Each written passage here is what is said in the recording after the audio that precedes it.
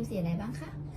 สีฟ้าสีชมพูสีขาวสีเขียวสีม่วงโอเคแล้วก็ช้อนมีสีแดงกับสีฟ้าใช่ไหมเรามาเริ่มทำกันเลยนะคะ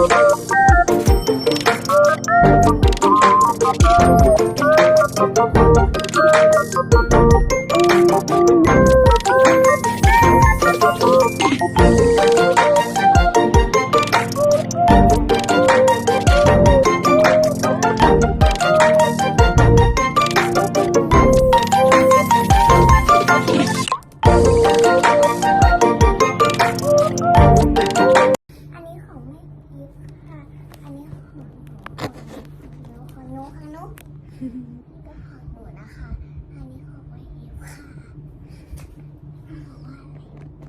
เราเอาไปแจกเพื่อนๆที่ร้านกัน